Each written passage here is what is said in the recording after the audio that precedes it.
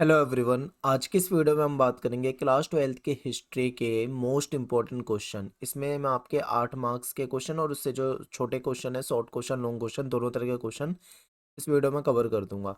और one shot video है, यानी कि आपको कंप्लीट पूरी बुक, पहली बुक, दूसरी बुक, तीसरी बुक, तीनों बुकों से जो भी चैप्टर आपके सिलेबस में आ रहे हैं, सारे के सारे चैप्टरों से मोस्ट इंपॉर्टेंट क्वेश्चन आपको इस सिंगल वीडियो में करा दूंगा। और बोर्ड एग्जाम के लिए आपके लिए वीडियो बहुत ज़्यादा हेल्पफुल होने वाली है। मेरा नाम सत्येंद्र प्रताप है। आप मुझे इंस्टाग्राम पे फॉलो कर सकते हो, एकलव्य स्टडी पॉइंट मेरा यूज़र नेम है। टेलीग्राम ग्रुप ज्वाइन कर लो। यहाँ पे क्या करेंगे, हम इसकी पीडीएफ डाल देंगे। ठीक है, पीडीएफ डाल देंगे तो उससे आपको वहाँ पे पढ़नी आसान हो जाएगी। और एक बार आप सिलेबस देख लो। देखो, ये सारे के सारे आपके चैप्टर आ रहे हैं, पहली बुक से, तीसरी, दूसरी बुक से और तीसरी बुक से। हमारा नया चैनल है फैक्ट्स विद भारत, आप इसे ज़रूर सब्सक्राइब करें। यहाँ पे आपको फैक्ट्स से रिलेटेड जो वीडियोज़ होते हैं वो मिल जाया करेंगे। चलिए स्टार्ट करते हैं वीडियो को, देखते हैं क्वेश्चन। सबसे पहला क्वेश्चन है कि हड़प्पा सभ्यता की नगर निर्माण योजना के बारे में आपको बताना। आपको पता है जो हड़प्पा सभ्यता जो थी वो नगरीय सभ्यता थी। ठीक है, तो यहाँ पे क्या इसकी विशेषता है, आपको इसके बारे में बताना है। तो हड़प्पा सभ्यता जो है एक नगरीय सभ्यता थी, ये हम सभी जानते हैं। यहाँ की नगर निर्माण योजना जो थी वो अद्भुत थी। हड़प्पा सभ्यता जो है वो फेमस किस लिए थी, अपनी जल निकास प्रणाली के कारण। क्योंकि यहाँ पे जो जल निकास प्रणाली है वो बहुत ही बेहतरीन थी। यहाँ पूरा नियोजन के साथ आवास एवं नालियों का निर्माण हुआ था। यानी कि जो आवास बनाए गए थे, जो घर बनाए गए थे, वो पूरी प्लानिंग के तहत बनाए गए थे। ठीक है, और नालियों का निर्माण भी पूरा योजनाबद्ध हुआ था। शहरों का जो नक्शा था उसको देखने से ऐसा पता लगता है कि सड़कों और गलियों को ग्रिड पद्धति में, यानी एक जाल की तरीके से बनाया हुआ था। सड़कों और गलियों का जाल था बिल्कुल। घर में स्नान घर होते थे और यहाँ पे प्राइवेसी का बहुत ज्यादा ध्यान रखा जाता था। ठीक है, एकांतता का बहुत ध्यान रखा जाता था। बस्ती जो होती थी वो दो भागों में बटी होती थी, एक दुर्ग और दूसरा निचला शहर। अनाज के जो स्टोरेज होता है, स्टोरेज के लिए इन्होंने अन्नागार बना रखे थे। ठीक है, जहाँ पे वो स्टोर करके रख सके अनाज को लंबे समय तक। सार्वजनिक अनुष्ठान के लिए कि यहाँ पे एक विशाल स्नानागार होता था। ये जो विशाल स्नानागार है, यहाँ पे कुछ विशेष मौके पे, कोई त्योहार हो गया या कोई पूजा पाठ हो गई, उस समय में विशेष स्नान वगैरह जो होता था वो यहाँ पे होता था। पक्की ईंटों के मकान बने हुए थे। ठीक है, तो ये कुछ इसकी नगरीय विशेषता है। एक क्वेश्चन है कि हड़प्पा सभ्यता की मुख्य देन बताइए या फिर इसकी मुख्य उपलब्धियां जो है वो कौन सी है। तो हड़प्पा सभ्यता से हमें क्या मिला है, देखिए, हम हड़प्पा सभ्यता से हमें एक समृद्ध और उन्नत नगर योजना मिली है। कि आप ये कहोगे कि लगभग आज से 5,000 साल पहले भी इतना इतनी ज्यादा उन्नत योजना बनाकर कैसे, मतलब एक बसाया गया था नगरीय सभ्यता को, एक हड़प्पा सभ्यता को। यहाँ पे बेहतरीन जल निकास प्रणाली थी। और यहाँ पे बहुत बड़े बड़े स्टोरेज के लिए अन्नागार बने हुए थे, जहाँ पे अनाज को स्टोर किया जा सकता हो। विशाल स्नानागार मिले हैं। ठीक है, सार्वजनिक भवन हुआ करते थे, जिनका यूज कुछ सार्वजनिक पर्पज से ही होता था।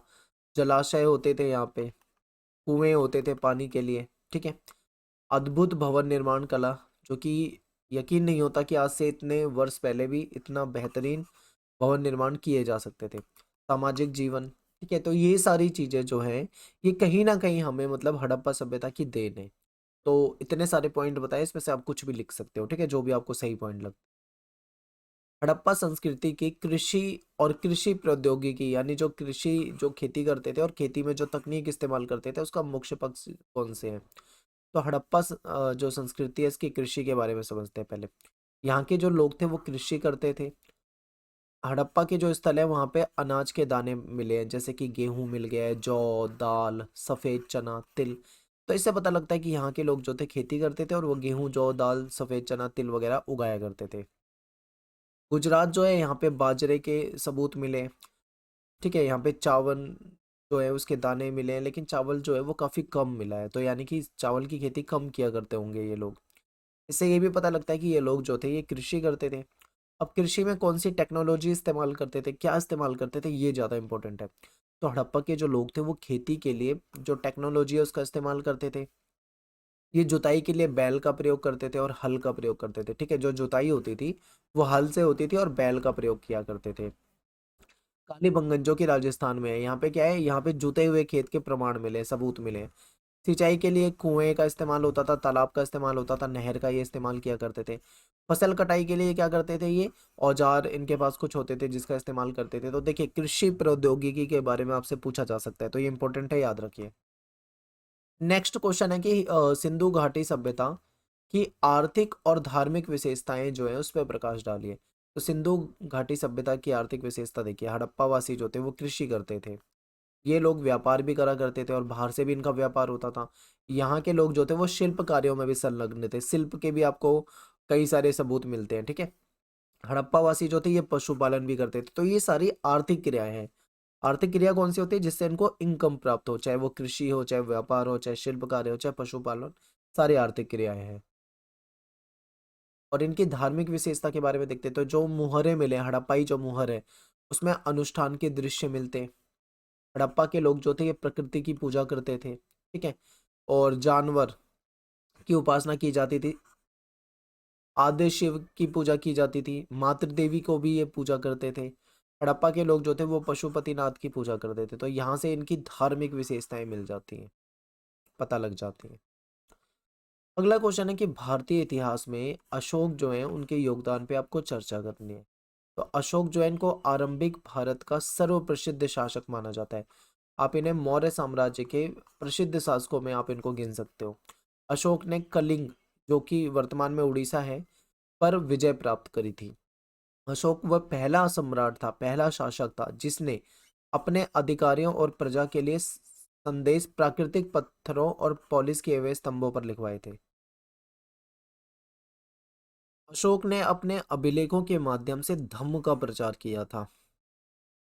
धम्म में कुछ अच्छी अच्छी बातें थी। धम्म धम्म पे भी क्वेश्चन आ जाते कई बार, मान लीजिए धम्म पूछ लें, तो धम्म के माध्यम से अशोक ने क्या संदेश दिया था कि बड़ों का आदर करना चाहिए, जो सन्यासी होते हैं, जो ब्राह्मण होते हैं, उनके प्रति हमें उदार होना चाहिए, दासों के साथ हमें अच्छा व्यवहार यानी उदार यानी लिबरल व्यवहार करना चाहिए, उनके साथ हमें सख्ती से पेश नहीं आना चाहिए, दूसरों के धर्म और परंपराओं का हमें सम्मान करना चाहिए, ठीक है, आदर करना चाहिए। ये धम्म के अंदर कुछ महत्वपूर्ण बातें थी। तो हो सकता है कि आपसे पेपर में केवल धम्म पूछ ले, तो आपको धम्म भी पता होना चाहिए, ठीक है। और ये धम्म है, धर्म नहीं है, यहाँ पे से धर्म लिखो, धम्म ऐसे ही लिखा जाता है। आगे चलते हैं। अशोक के अभिलेख से हमें यह पता लगता है कि मौर्य साम्राज्य के 5 प्रमुख राजनीतिक केंद्र होते थे और इनकी राजधानी होती थी पाटलिपुत्र, ठीक है। पाटलिपुत्र इंपॉर्टेंट है, याद रखना है। अशोक ने अपने साम्राज्य को अखंड बनाए रखने का प्रयास किया। अखंड का मतलब होता है अपने साम्राज्य को बड़ा बनाना और उसके टुकड़े ना होने देना, ठीक है। अखंड मतलब जिसके खंड ना हो। और अशोक ने धम्म के प्रचार के लिए महामात्र नाम के जो अधिकारी थे उनको नियुक्त किया था। ये देखिए, ये जो लाइन है ना, ये 1 मार्क्स में पूछी जाती है, कई बार 1 मार्क्स में आया हुआ क्वेश्चन है। तो महामात्र कौन है, ये धम्म का प्रचार करने के लिए अशोक ने इनको नियुक्त किया था। हर एक लाइन में क्वेश्चन बन रहा है, तो आपको वो भी ध्यान देना है, हो सकता है कहीं से भी कुछ भी आपसे पेपर में पूछ ले। और मैंने सपोर्टिंग मटेरियल का सॉल्यूशन भी करवा रखा है, तो आप उन सपोर्टिंग मटेरियल के सॉल्यूशन को भी देखें, और जो चैप्टर की वीडियो है, चैप्टर वाइज बिल्कुल डिटेल में वीडियो बना रखी है, आप उसको भी देखिए, ठीक है, ताकि आपको हिस्ट्री में आपका कोई भी ऐसा क्वेश्चन ना हो जो आपसे छूट जाए, आपको पूरे क्वेश्चन अटेम्प्ट करके आने हैं बढ़िया तरीके से। मौर्य साम्राज्य के प्रशासन की प्रमुख विशेषताओं का वर्णन कीजिए। तो देखिए, मौर्य साम्राज्य का प्रशासन को समझते हैं। मौर्य साम्राज्य जो था इसमें 5 प्रमुख राजनीतिक केंद्र थे और इनकी राजधानी हुआ करती थी पाटलिपुत्र। यानी कि कितने केंद्र थे, 5 थे, और इसमें राजधानी क्या थी, पाटलिपुत्र, ठीक है। और 4 प्रांतीय केंद्र जो है इसको समझते हैं, तक्षशिला, उज्जैनी, तोसली, सवर्णगिरी, ठीक है, और एक राजधानी मिला दो, पाटलिपुत्र। आगे देखते हैं।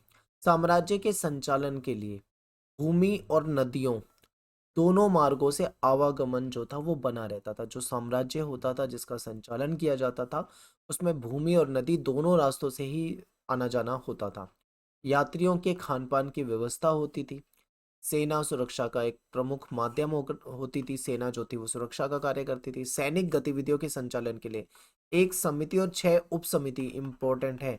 ये भी पेपर में आया हुआ है, 1 मार्क्स के क्वेश्चन में भी आपसे पूछ सकते हैं, याद रखिए शॉर्ट में, कि सैनिक गतिविधि जो होती थी इसके संचालन के लिए एक समिति होती थी और 6 जो है उप समिति होती थी।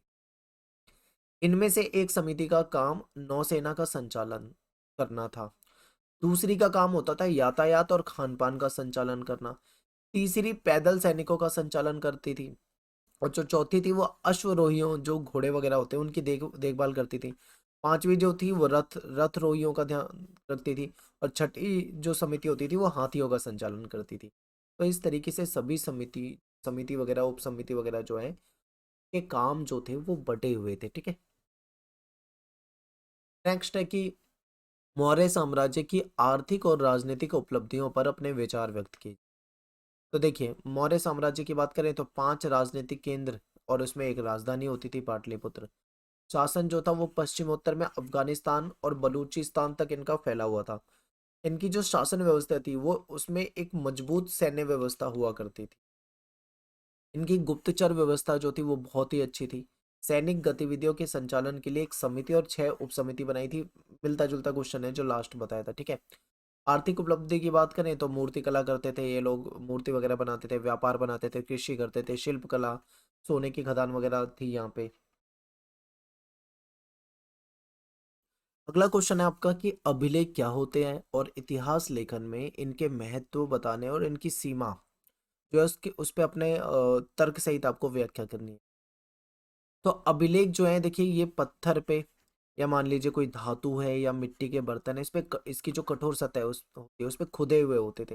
यानी मान लीजिए पत्थर है, उस पे खुद खोद खोद कर उस पे हल्का सा खुरच खुरच कर कुछ लिख दिया जाता है, कोई संदेश। तो ये क्या कहलाता है? ये अभिलेख कहलाता है, ठीक है। इतिहास लेखन में इनके महत्व क्या है इसको समझिए। अभिलेख साक्ष्य इतिहास का मेन स्रोत है, क्योंकि इससे हमें इतिहास के बारे में जानकारी मिलती है। अभिलेख के माध्यम से ही अभिलेख शास्त्री जो हैं वो बीते हुए काल की भाषा को समझते हैं कि उस काल में कौन सी जिस काल के वो अभिलेख होते हैं उस काल में कौन सी भाषा बोली जाती थी, ये अभिलेख शास्त्री समझ जाते हैं।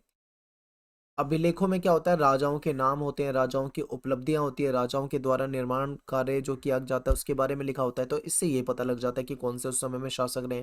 पूरी एक सूची, पूरी एक लिस्ट मिल जाती है।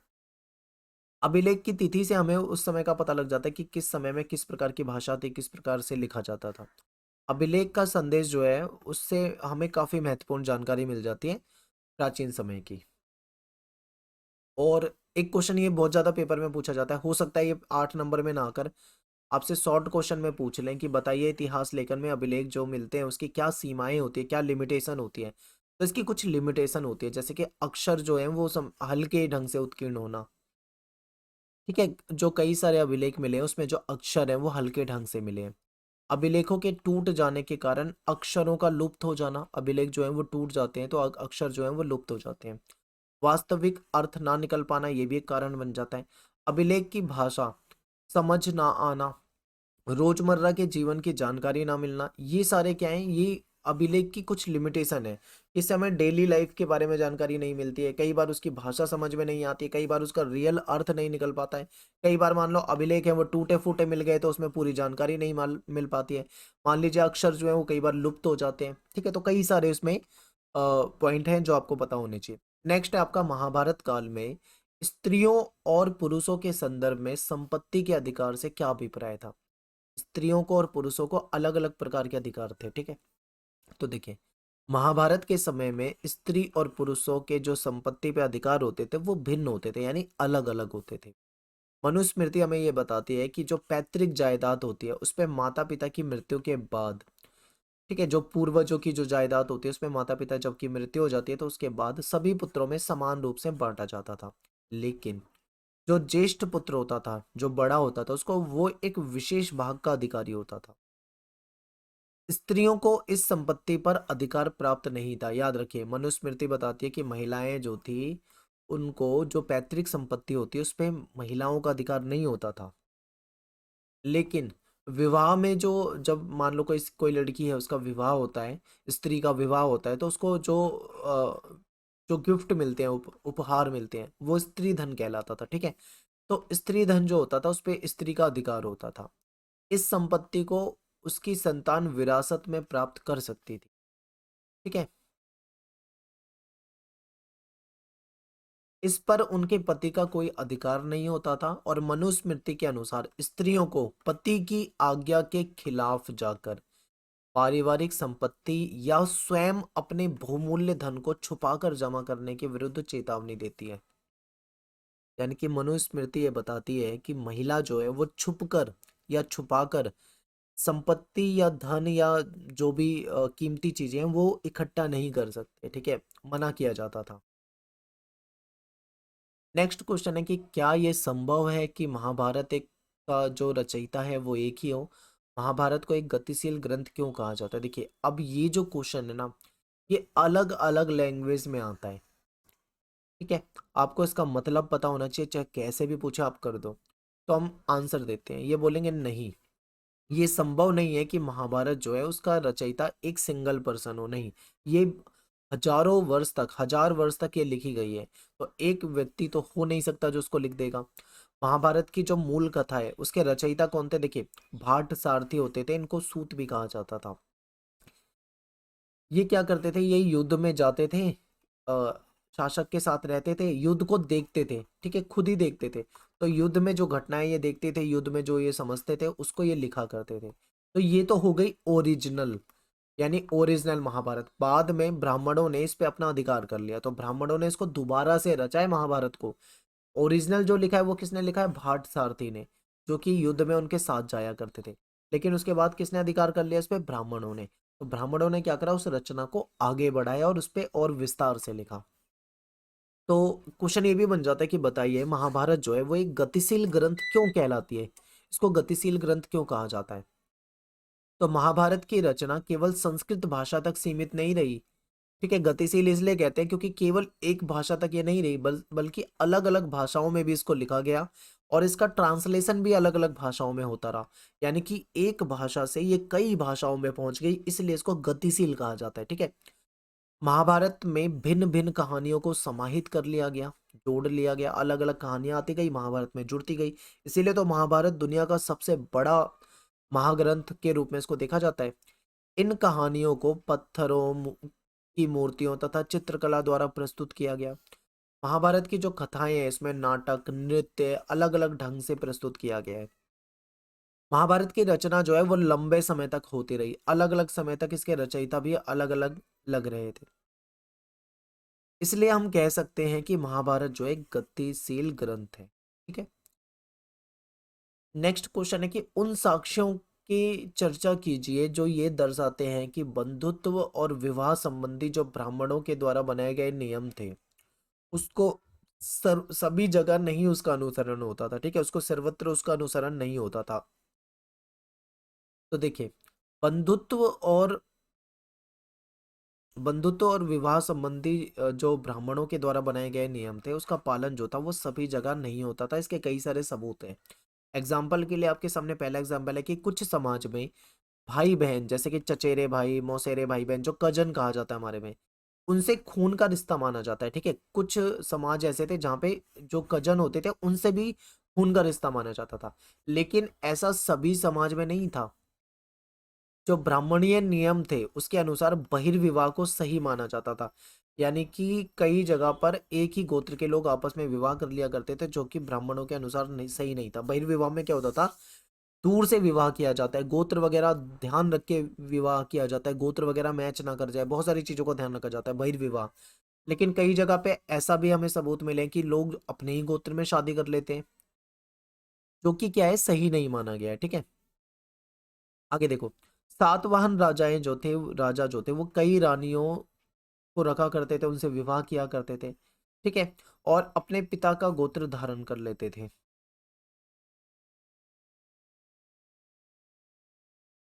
होता क्या था नॉर्मली कि जैसे कोई लड़की विवाह करके जाती है तो वो अपने शादी के बाद अपने पति का गोत्र धारण करती है, लेकिन यहाँ पे क्या था, वो पिता का गोत्र धारण करती। धर्मसूत्र और धर्मशास्त्र में 8 प्रकार के विवाह बताए गए हैं। इनमें से जो 4 विवाह हैं, शुरू के 4 विवाह, उसको बेहतर माना जाता था, बाकी को सही नहीं माना जाता था। लेकिन फिर भी ये विवाह पद्धतियां उन लोगों में प्रचलित थी जो ब्राह्मणीय नियमों को अस्वीकार करते थे। सातवाहन जो राजा है उन्होंने परिवार में जो उनके जो विवाह होते थे उसमें ब्राह्मण नियम को नहीं माना गया, ठीक है, ये लिख सकते हो।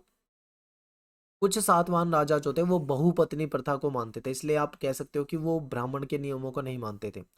दक्षिण भारत में कई जगह पे अंतर्विवाह की पद्धति को भी माना जाता था, जबकि अंतर्विवाह पद्धति को जो मनुस्मृति है या जो ब्राह्मणीय नियम है वो सही नहीं मानती है, ठीक है। बहिर्विवाह को बेहतर मानती है, लेकिन यहाँ पे अंतर्विवाह हो जाता था, सेम गोत्र में शादी हो जाती थी। अगला क्वेश्चन है कि भारत के प्रसिद्ध महाकाव्य महाभारत की मूल विशेषताओं पे प्रकाश डालिए। तो महाभारत जो है इसका प्राचीन नाम जय संहिता है। महाभारत को पहले जय संहिता के नाम से जानते थे। ये दुनिया का सबसे बड़ा महाकाव्य है। इसमें 1 लाख से भी ज्यादा श्लोक हैं। इसकी रचना में 1,000 से ज्यादा समय लगा है और अलग अलग भाषाओं में इसको रचा गया है। अलग अलग भाषाओं में इसका ट्रांसलेशन हुआ है।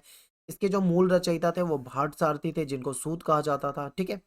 महाभारत जो है वो प्राचीन भारत के इतिहास के बारे में हमको बहुत डिटेल में जानकारी देती है कि उस समय में समाज में क्या नियम थे। महाभारत से उस समय के सामाजिक नियम, उस समय की वर्ण व्यवस्था, आचार संहिता और जो कर्तव्य होते थे, उन सब के बारे में हमको जानकारी मिल जाती है। महाभारत में पांडव और कौरव के बीच में जो विवाद था उसके बारे में विस्तार से हमें जानकारी मिल जाती है। प्रारंभ में इसकी मूल कथा जो थी वो भाट सारथी ने रची थी, लेकिन बाद में ब्राह्मणों ने इस पे अधिकार कर लिया था और आगे इसको ब्राह्मणों द्वारा लिखा गया था। अगला क्वेश्चन है कि जैन धर्म की उत्पत्ति, शिक्षा और विस्तार पे आपको जानकारी देनी है। तो जैन धर्म के जो संस्थापक हैं वो स्वामी ऋषभदेव थे। जैन धर्म बौद्ध धर्म से पहले आया था। ये यहाँ पे बहुत ज्यादा कंफ्यूजन होती है बौद्ध धर्म को और जैन धर्म में। पहले कौन सा आया था आपको याद रखना है, जैन धर्म पहले आ चुका है, क्योंकि जब जैन धर्म के 24वें तीर्थकर थे उस समय में बौद्ध धर्म की शुरुआत होती है। बौद्ध धर्म के गौतम बुद्ध थे वो इसके 24वें तीर्थकर के समकालीन थे। तो आप समझ सकते हो कि इससे पहले 23 तीर्थकर रह चुके हैं, तो कितना ज्यादा पहले जैन धर्म आया था ये याद रखना है। जैन धर्म में 24 तीर्थकर हुए हैं और 24वें तीर्थकर जो थे वो महावीर जी थे। ठीक है। जैन धर्म की शिक्षा बहुत पेपर में पूछी जाती है। तो जैन धर्म के अनुसार संपूर्ण विश्व जो है उसको प्राणवान माना जाता है। ऐसा माना जाता है कि पत्थर में, चट्टान में, जल में, सभी जगह जीवन है। जीवों के प्रति अहिंसा की बात की गई है, खासकर इंसान और जानवर, पेड़ पौधों, कीड़े मकोड़ों। ठीक है। इनको ना मारना ही जैन दर्शन का केंद्र बिंदु रहा है। और शिक्षाओं की बात करें तो हिंसा ना करना, हत्या ना करना, चोरी ना करना, झूठ ना बोलना, ब्रह्मचर्य का पालन करना, एक धन इकट्ठा ना करना, ये जैन धर्म की प्रमुख शिक्षाएं हैं। जैन धर्म के विस्तार को भी समझ लो, कई बार यहाँ से भी क्वेश्चन आ जाता है। जैन धर्म भारत के कई हिस्सों में फैल गया। ये भारत से अन्य देशों में भी फैला, लेकिन बौद्ध धर्म के जितना नहीं फैल पाया। ठीक है। बौद्धों की तरह जैन विद्वानों ने भी प्राकृत में, संस्कृत में, तमिल में, अनेक भाषाओं में काफी साहित्य जो है लिखा है। अगला क्वेश्चन है कि बौद्ध धर्म की भारतीय समाज और संस्कृति को क्या देन है, स्पष्ट कीजिए। तो बौद्ध धर्म की शिक्षाओं का भारतीय समाज और संस्कृति पे गहरा प्रभाव पड़ा है। भगवान बुद्ध ने मध्यम मार्ग अपनाने की बात की। ना तो मतलब इनका कहने का मतलब था कि ना तो हमें इतना कठोर रास्ता अपनाना है कि अपने शरीर को हम मतलब दुख दें, जैसे कि कठोर तपस्या करते हैं, घर बार त्याग देते हैं, इतना कठोर रास्ता भी नहीं अपनाना, और ना ही इतनी लग्जरी वाली जीवन को जीना है, इतनी अच्छी लाइफ जीनी है जिसके कि मतलब हमें कोई दुख ना महसूस हो। हमें बीच का रास्ता अपनाना है। ठीक है। ये इन्होंने धार्मिक आडंबरों को अस्वीकार किया, बिल्कुल भी उसको नहीं माना। बौद्ध धर्म के अनुसार विश्व जो है वो अनित्य है, यानी कि इसमें चेंजेस होते हैं लगातार। विश्व जो है वो बदल रहा है। यहाँ कुछ भी स्थायी नहीं है, शाश्वत नहीं है कुछ भी। यानी कि आज जैसा समाज है, जैसा विश्व है, 10 साल के बाद वो बदल जाएगा, 10 साल बाद फिर बदल जाएगा, फिर वो बदलता रहेगा। इनका ये कहना है कुछ भी स्थायी नहीं है। इन्होंने घोर तपस्या और विश्व शांति के बीच में मध्यम मार्ग अपनाने की बात कही थी। जाति प्रथा का इन्होंने बहुत खुलकर विरोध करा। ठीक है। बुद्ध ने कहा था कि समाज का निर्माण जो है वो इंसानों ने किया है, ना कि ईश्वर ने। बुद्ध ने राजाओं और गृहपतियों को दयावान होने की सलाह दी है। ठीक है। और बुद्ध ने अपने शिष्यों को यह निर्देश दिया है कि तुम सब अपने लिए खुद ही ज्योति बनो, क्योंकि तुम खुद ही अपनी मुक्ति का रास्ता ढूंढना है। अब यहाँ पे देखिए, एक बार क्या हुआ था आपके बोर्ड एग्जाम में, आपके लिए सेम ये लाइन दे दी थी ऐसे करके। ठीक है। तुम सब खुद ही ज्योति बनो, क्योंकि तुम्हें खुद ही अपनी मुक्ति का रास्ता ढूंढना है। और आगे लिख दिया था स्पष्ट कीजिए। अब ऐसे में क्या होता है, जिन बच्चों ने डीप नहीं पढ़ा होता, विस्तार से नहीं पढ़ा होता, वो इस लाइन का मतलब नहीं समझ पाएंगे और वो ना जाने क्या लिख देंगे। तो आपको पता होना चाहिए बौद्ध धर्म से रिलेटेड है और यही चीजें आपको इसमें लिखनी है। ठीक है। अगला क्वेश्चन है कि बौद्ध धर्म के संगठन और नियमों पर आपको प्रकाश डालना है। तो बुद्ध के शिष्यों का दल, बुद्ध के जो बौद्ध धर्म जो था उसमें इनके शिष्यों का एक दल तैयार हो गया। इसलिए उन्होंने फिर क्या करा, संघ बना लिया। ये बिल्कुल सिंपल जिंदगी बिताते थे। इनके पास केवल जीवन यापन के लिए जो आवश्यक चीजें होती थी, जैसे एक दो जोड़ी कपड़े हो गए, इतना ही होता था इनके पास, और सोने के लिए एक चटाई हो गई, और भिक्षा मांगने के लिए कमंडल वगैरह हो गया था। बेसिक सी जो चीजें होती थी वो रखते थे। प्रारंभ में सिर्फ पुरुष ही जो होते थे वो संघ में शामिल होते थे, लेकिन बाद में महिलाओं को भी इसमें शामिल होने की परमिशन दे दी गई थी। जो एक बार भिक्खु बन जाता था वो अपनी पुरानी पहचान को त्याग देता था। जैसे मान लो पहले वो राजा, कोई राजा रहा हो और वो भिक्खु बन जाए, जाके बौद्ध धर्म की दीक्षा ले ले, तो अब वो राजा नहीं रहा, पुरानी पहचान, पुराना उसका सब कुछ खत्म हो जाता था। वो उसकी एक नई लाइफ हो जाती थी, एक नया स्टेटस हो जाता था जिसमें वो केवल और केवल भिक्खु कहलाता था। ठीक है। नेक्स्ट है कि स्तूप क्यों बनाए जाते हैं और इसकी संरचना से संबंधित विशेषताओं पे आपको प्रकाश डालना है। तो स्तूप जो है वो बौद्ध धर्म से संबंधित होते थे। स्तूप में क्या होता था, जो भगवान बुद्ध है उनसे जुड़े जो अवशेष थे वो उसमें गाड़ दिए गए थे, दफना दिए गए थे। ठीक है। स्तूप बनाने की जो परंपरा है वो प्राचीन है, पहले से ही रही है, यानी कि बौद्ध धर्म से पहले से स्तूप बनाने की रही है, बाद में बौद्ध धर्म से ही जुड़ गई है। स्तूप की संरचना कैसी होती थी? स्तूप की संरचना कुछ इस प्रकार की होती थी, यानी कि इसको टीला कहा जाता था, ठीक है, जिसको अंड भी कहा जाता था। धीरे धीरे इसकी संरचना जो थी वो जटिल हो गई। पहले ये मिट्टी वगैरह की कच्ची होती थी, बाद में इसमें चौकोर और गोल आकार का संतुलन बनाया जाने लगा। इसको हर्मिका कहा जाता था। ठीक है। इसके ऊपर एक छज्जा सा भी होता था इस तरीके से, जिसको हर्मिका कहा जाता था। और ये देवताओं के घर का प्रतीक होता था। इस बाद में क्या हुआ, इसके चारों ओर बाउंड्री की जाने लगी स्तूप के चारों ओर, यानी दीवारें खड़ी कर दी गई ताकि इसको सेफ रखा जा सके। इसमें एक मेन गेट होता था, तोरण द्वार वगैरह होते थे। ठीक है। ये पवित्र स्थल को सामान्य दुनिया से अलग करती थी, यानी कि जो ये पवित्र स्थल होता था इसको सामान्य जो नॉर्मल दुनिया है उससे इसको अलग करती थी। ठीक है। बाद में इसको पक्का भी बनाया जाने लगा था। इसमें तोरण द्वार भी बाद में बनाए जाने लगे थे, द्वार लगा दिए जाते थे इस तरीके से, डिजाइनर इस तरीके से। इस पे नक्काशी कर दी जाती थी, इस पे डिजाइन बना दी जाती थी। स्तूप जो थे वो बौद्ध धर्म में पवित्र स्थान माने जाते थे। बौद्ध धर्म के जो लोग होते हैं उसको पवित्र मानते हैं। उनके लिए उनको वो ईश्वर के घर के रूप में, या ईश्वर का कॉन्सेप्ट तो है ही नहीं, उनको बुद्ध से जोड़कर वो देखते थे, पवित्र स्थान के रूप में इसको देखा करते थे। ठीक है। अगला क्वेश्चन है कि जाति व्यवस्था के संबंध में अल बरूनी जो है उसकी व्याख्या बताइए। तो अल बरूनी ने भारत में आया और भारत में इसने यहाँ की जाति व्यवस्था को देखा, जाति व्यवस्था को समझा। तो अल बरूनी ने ये बताने की कोशिश की कि जाति व्यवस्था जो है वो केवल भारत में नहीं थी, बल्कि फारस में भी और अन्य देशों में भी ऐसी ऐसा जो व्यवस्था है वो होती थी।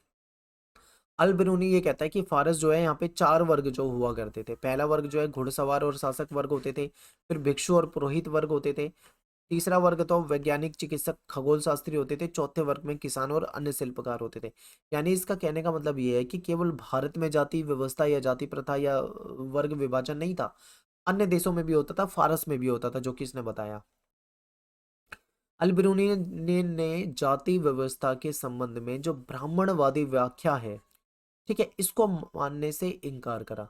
ये कहता है कि अपवित्रता की मान्यता को, जैसे ब्राह्मणों ने कहा था कि भाई जो नीच जाति है वो अपवित्र है, अलबिरूनी ने इस चीज को नहीं माना। अलबिरूनी ने लिखा कि हर वस्तु जो अपवित्र हो जाती है, ठीक है, वो अपनी पवित्रता को मूल स्थिति में दोबारा से प्राप्त करने के लिए सफल होती है, यानी दोबारा से उसका प्रयास करती है। सूर्य जो है हवा को स्वच्छ करता है और समुद्र में नमक जो है वो पानी को गंदा होने से बचाता है। तो इस तरीके से इन्होंने कहा है कि हर अपवित्र चीज अपने आप को पवित्र करने की कोशिश करती है। तो इस तरीके से जो जाति को अपवित्र माना जाता है ये गलत है। अलबरूनी ने जोर देकर कहा कि यदि ऐसा नहीं होता तो पृथ्वी पर जीवन असंभव हो जाता। उनके अनुसार जाति व्यवस्था में जो अपवित्रता का कॉन्सेप्ट था वो प्रकृति के नियम के खिलाफ था, ऐसा नहीं होना चाहिए था। ठीक है। आगे देखो, इब्न बतूता जो है उसने अपने विवरण में भारत को कैसे देखा। भारत में संचार की अनूठी व्यवस्था थी जिसके बारे में इब्न बतूता लिखता है। इब्न बतूता ने भारत में दास प्रथा के बारे में लिखा है।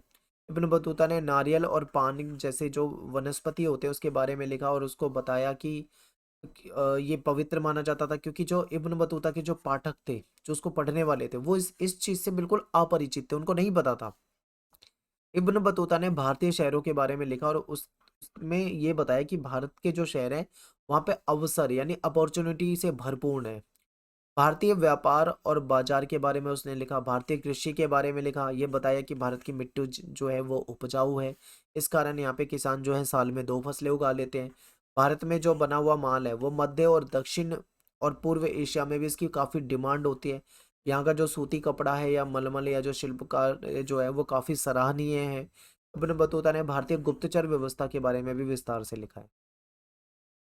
नेक्स्ट है कि बर्नियर ने अपनी पुस्तक में पूर्व और पश्चिम की तुलना किस प्रकार की है। देखिए फ्रांसवा बर्नियर जो था वो जो भी भारत में देखता था उसकी तुलना जो था वो पश्चिम से कर देता था। यानी फ्रांसवा बर्नियर ने देश के कई भागों की यात्रा की और उसके बारे में लिखा। भारत में वो जो देखता था उसकी तुलना यूरोप की स्थिति से करता था। बर्नियर ने भारत की स्थिति को यूरोप के विकास की तुलना में दयनीय बताया। उसने एक तरफ रखा भारत को, एक तरफ रखा यूरोप को। जो भारत में देखता उसकी तुलना यूरोप से कर देता और बताता कि यूरोप जो है वो बेहतर है, वो अच्छा है, वहां पे सब कुछ सही है और भारत में सब कुछ क्या है, बुरा है। यानी भारत की स्थिति को उसने दयनीय बता दिया और यूरोप की स्थिति को उसने बेहतर बता दिया। ये इसका लिखने का तरीका था। बर्नियर के कार्य जो हैं वो 1670-71 में प्रकाशित हुए थे। अगले 5 वर्षों के भीतर अंग्रेजी में, डच में, जर्मन में, इतावली भाषा में उसका ट्रांसलेशन हो गया। 1670 से 1725 के बीच उसका वृत्तांत जो था वो फ्रांसीसी भाषा में 8 बार बार बार पब्लिश होता गया, पुनर्मुद्रित होता गया। 1684 तक ये 3 बार अंग्रेजी में छप चुका था। यानी कि यूरोप में इसने भारत के बारे में जानकारी पहुंचा दी और भारत को दयनीय बता दिया कि यहाँ की स्थिति जो है वो ज्यादा अच्छी नहीं है। बर्नियर का ग्रंथ जो है वो है travels in the Mughal empire. Important है, ये आपसे पेपर में शॉर्ट में भी पूछे जाते हैं। उसने मुगल कालीन भारत की तुलना तत्कालीन यूरोप से की और यूरोप को श्रेष्ठ बताया।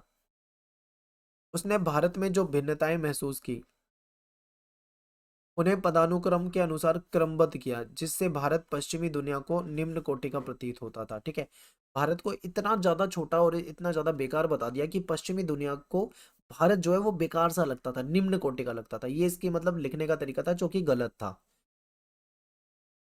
आगे क्वेश्चन है कि travel in the Mughal empire में फ्रांसीसी यात्री ने किन विषयों का वर्णन करा। तो बर्नियर के अनुसार भारत और यूरोप के बीच में मूल भिन्नताओं में एक था भूमि का निजी स्वामित्व। ठीक है, वो कहता था कि जो मुगल भारत है यहाँ पे भूमि पे निजी स्वामित्व जो था वो उसका अभाव था। बर्नियर भूमि पर निजी स्वामित्व को बेहतर मानता था। वो कहता था कि भूमि पे निजी स्वामित्व होना चाहिए, जैसे किसान है तो वो भूमि किसान की ही होनी चाहिए, उसी के नाम पे होनी चाहिए, जो कि यहाँ पे नहीं थी। उसका कहना था कि यहाँ पे भारत में क्या होती थी, जो भूमि होती थी वो राज्य के नाम पे होती थी। ठीक है, या इसलिए उसने ये राज्य के लिए भी खतरनाक बताया और इसकी जनता के लिए भी खतरनाक बताया। उसे ये लगता था कि मुगल साम्राज्य में सम्राट जो है वो पूरी भूमि का स्वामी होता था, जो अपने अमीरों के बीच में इसको बांटता था, जिससे कि अर्थव्यवस्था के लिए ये बेकार होता था। क्योंकि अगर किसान के नाम पे जमीन होगी तो उसे अपनी फील होगी तो वो मेहनत करेगा। ये भी इनका कहना था। और यहाँ पे एक चीज है, ये कई बार क्वेश्चन आ जाता है, सती प्रथा। बर्नियर ने यहाँ पे सती प्रथा को लाइव देखा कि किस प्रकार से एक लड़की को जला दिया जाता है उसके पति की लाश के साथ। उसका बहुत ही मार्मिक विवरण करा है, तो कई बार वो भी पूछा जाता है। बर्नियर ने मुगल कालीन शहरों का विवरण दिया और उसको शहरों को सिविर नगर बताया है। आगे देखो, इब्न बतूता द्वारा दास प्रथा के संबंध में जो साक्ष्य दिए गए हैं उसके बारे में बात करते हैं। तो इब्न बतूता बताता है कि दास बाजारों में सामान्य वस्तुओं की तरह खरीदे या बेचे जाते थे। दासों को गिफ्ट में दिया जाता था। जब इब्न बतूता सिंध पहुंचा तो उसने सुल्तान तुगलक के लिए घोड़े और दास खरीदे ताकि उसको गिफ्ट किए करे जा सके। दासों को सामान्य घर का काम कराया जाता था, जो बेसिक काम होते थे, और इसके लिए इस्तेमाल किया जाता। दास जो है वो पालकियां उठाया करते थे। इब्न बतूता बताता है कि दासियों को अमीरों पर नजर रखने के लिए नियुक्त किया जाता था, ठीक है, ताकि वो उनकी गुप्तचरी करती रहे। दासियां जो थी वो संगीत और गाने का भी काम करती थी। दासों की कीमत जो थी वो काफी कम होती थी। ज्यादातर परिवार जो थे एक या दो दास नॉर्मली रख पाते थे, इतने मतलब दासों की कीमत इतनी कम होती थी। सूफी मत के मुख्य सिद्धांतों की व्याख्या कीजिए। तो देखिए, इस्लाम में जो प्रचलित अंधविश्वास थे या जो रीति रिवाज थे उनका ये जो सॉरी सूफी संत थे इन्होंने उसका खंडन किया था। ये ऐसा विश्वास करते थे कि ईश्वर अल्लाह एक है तथा अपने अनुयायियों को साधारण तथा पवित्र जीवन बिताने को कहा। सूफी मत के सिद्धांत क्या थे, ये पेपर में आता है, इंपॉर्टेंट है, याद रखें। सूफी और कुरान से जुड़ा इनका अपना खुद का अलग से साहित्य था। सूफी संत जो थे वो खानकाह में रहते थे। ठीक है, खानकाह का मतलब आप आश्रम से रिलेटेड मान सकते हो, मठ से रिलेटेड मान सकते हो। जैसे ये सूफी संत जहाँ पे रहा करते थे उसको खानकाह कहते थे। सूफी संत ने जनमानस को स्थानीय भाषा में प्रचार किया। सूफी मत के अनुसार चिश्ती सिलसिला ने अपने अनुयायियों को सांसारिक मोहमाया, धन संपत्ति, भोग विलास को त्यागने का आदेश दिया। इन्होंने कहा कि भाई जो सांसारिक मोह माया है, हम क्या करते हैं, हम पैसों के पीछे भागते हैं, भोग विलास यानी लग्जरी के पीछे भागते हैं। इन सब चीजों को इन्होंने छोड़ने को कहा, क्योंकि ये आध्यात्मिक रास्ते में बहुत बड़ी बाधा है। आध्यात्म की ओर नहीं जा सकते अगर हम लग्जरी के पीछे भागेंगे तो। शेख ने अपने अनुयायियों को निर्धन और फकीरों जैसी जो जिंदगी होती है उसको बिताने का निर्देश दिया। सूफी मत में अहिंसा और शांति में विश्वास रखते थे और इनको विश्वास था कि समाज की समस्याओं का समाधान जो है वो लड़ाई झगड़े की अपेक्षा अहिंसापूर्ण शांति से करना चाहिए। सूफी संत जो थे वो विश्व में भाईचारे का प्रचार करते थे और जो जातिगत भेदभाव होते था उसका विरोध करते थे। इन्होंने कहा था कि सदैव सत्य बोलना चाहिए, हमें सिंपल लाइफ बितानी चाहिए, निर्धन जो लोग हैं उनकी सहायता करनी चाहिए, ठीक है, ऐसी बातों का ये प्रचार करा करते थे। भक्ति परंपरा में स्त्रियों के योगदान की व्याख्या, मोस्ट इंपॉर्टेंट क्वेश्चन, बहुत ज्यादा पूछा जाता है क्वेश्चन, ठीक है, याद करके जाना। तो भक्ति परंपरा को आगे बढ़ाने में कई स्त्री संत थी, इनकी महत्वपूर्ण भूमिका रही है। जैसे स्त्री संत में हम नाम लें तो मीराबाई का नाम आता है, अंडाल का नाम आता है, करईकाल अय्यम अम्मैयार का नाम आता है। अंडाल जो थी वो एक अलवार स्त्री थी। अंडाल जो थी वो अलवार स्त्री थी, विष्णु की भक्त थी। अंडाल जो थी स्वयं को विष्णु की प्रेयसी यानी प्रेमिका मानकर अपनी जो प्रेम भावना थी वो छंदों में व्यक्त करती थी। करईकाल अम्मैयार जो थी ये नैनार स्त्री थी यानी कि शिव की भक्त थी। ये जो थी इसने घोर तपस्या का रास्ता अपनाया था। इन दोनों महिला संतों के विचारों को जनमानस को प्रभावित किया। इनके विचार जो है वो जनता के दिमाग में बैठ गए और उन्होंने इनके द्वारा जो रचे गीत थे वो बड़े स्तर पे लोगों के द्वारा, जनमानस के द्वारा गाए जाते हैं। मीराबाई, मीराबाई ने राजमहल के ऐश्वर्य यानी राजमहल की जो लग्जरी लाइफ थी, जो सुख सुविधाएं थी, उसको त्याग दिया और एक सन्यासिनी का जीवन अपनाया। मीराबाई ने रैदास, ठीक है, रैदास को अपना गुरु माना, जो रविदास भी कहलाते हैं। इससे पता लगता है कि उन्होंने जाति प्रथा को अस्वीकार किया था, क्योंकि जो रविदास रैदास थे ये निम्न जाति से थे, ठीक है। मीराबाई द्वारा रचित पद आज भी प्रेरणा के स्रोत है, आज भी लोगों के लिए प्रेरणा का स्रोत बनते हैं। नेक्स्ट क्वेश्चन है कि कबीर, गुरु नानक और मीराबाई 21वीं शताब्दी में कैसे प्रासंगिक है, आपको बताना है, क्या इनका रेलेवेंस आज के समय में है या नहीं है। तो कबीर, गुरु नानक, मीराबाई 21वीं शताब्दी में भी रेलेवेंस इनकी बातों का है, प्रासंगिक है, क्योंकि आज भी इन महान संतों के विचारों से समाज जो है वो प्रभावित हुआ है।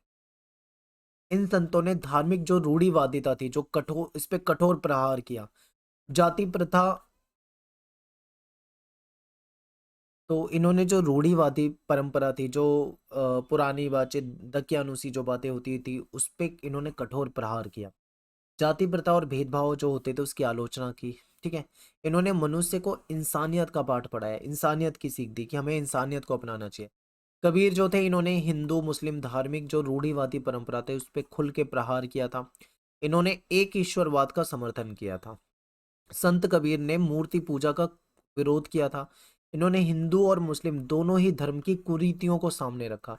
यानी जो कबीर थे ये हिंदुओं को और मुस्लिमों को बहुत उधेड़ते थे, बहुत बुरी तरीके से, ठीक है। उनकी जो रूढ़िवादी परंपरा थी उनको निशाना बनाते थे। तो इसीलिए कई जो कट्टर धार्मिक व्यक्ति थे वो इनको पसंद भी नहीं करा करते थे, ठीक है। गुरु नानक जी के बारे में बात करें तो ये निर्गुण भक्ति का इन्होंने प्रचार किया था। गुरु नानक जी धार्मिक आडंबरों को अस्वीकार करते थे। ये धार्मिक जो आडंबर होते हैं उसको नहीं मानते थे, जैसे कि ये यज्ञ को नहीं मानते थे, अनुष्ठानिक स्नान को नहीं मानते थे, मूर्ति पूजा, कठोर तपस्या, इन सब का इन्होंने विरोध किया। इन्होंने हिंदू मुस्लिम धर्म ग्रंथों को भी नहीं माना है, ठीक है, उसको भी नकार दिया इन्होंने। नानक जी ने रब को निराकार बताया, उस यानी ईश्वर जो होता है, रब जो होता है, उसका कोई आकार नहीं होता, वो निराकार होता है। उपासना का एक सरल तरीका इन्होंने बताया, स्मरण करना, ठीक है, बैठकर भी हम कहीं पे भी ईश्वर का स्मरण के जरिए भी उसके उपासना कर सकते हैं, ठीक है। उसके लिए हमें अनुष्ठानिक स्नान वगैरह की जरूरत नहीं है, इनका ये कहना है। मीराबाई जो है इन्होंने राजमहल के ऐश्वर्य को त्याग दिया था, सन्यासिनी बन गई थी, जाति प्रथा का इन्होंने विरोध किया था। तो इस तरीके से इनके बारे में आप बता सकते हो। अगला क्वेश्चन है कि कबीर एक समाज सुधारक थे, कबीर की शिक्षाओं के संदर्भ में समीक्षा कीजिए। कबीर एक महान समाज सुधारक थे। इन्होंने समाज में धार्मिक कट्टरता, रूढ़िवादी परंपरा, जाति प्रथा, जो भी समाज में भेदभाव होता था, जो धार्मिक कुरीति थी, उन सभी चीजों को मुद्दा बनाया और उठाया, लोगों को जागरूक किया। तो इनकी शिक्षा क्या है, थोड़ा सा उसको समझिए। कबीर जो है वो परम सत्य को अल्लाह, खुदा, हजरत, पीर, अलख, निराकार, ब्राह्मण, आत्मन ऐसे कह के संबोधित करते थे। इन्होंने एक ईश्वर का समर्थन किया, एक ईश्वरवाद, ठीक है। मूर्ति पूजा के विरोधी थे ये। और जो हमारे धर्म में, हिंदू धर्म में बहुदेववाद है, कई सारे देवताओं की पूजा करते हैं, उसका इन्होंने विरोध किया। हिंदू मुस्लिम एकता पर इन्होंने बल दिया और हिंदू मुस्लिम दोनों की जो धार्मिक कुरीति थी उस पर आघात किया। रूढ़िवादी जो परंपरा थी उसका विरोध इन्होंने किया। अगला है सूफी संतों के राज्य के साथ संबंध। इंपॉर्टेंट, बहुत ज्यादा इंपॉर्टेंट। जो सूफी संत होते थे उनका राज्य से कैसा संबंध होता था, यानी सूफी संत, राज्य का मतलब यहाँ पे सत्ता से है। जो भी सत्ता में है, जो भी राजा है, जो भी शासक है, उसके साथ कैसे संबंध होते थे, ये आपसे पूछा हुआ है, ठीक है। तो चिश्ती संप्रदाय संयम और सादगी का जीवन बिताते थे। सत्ता से दूर रहने पे बल देते थे, यानी सत्ता से दूर रहना है।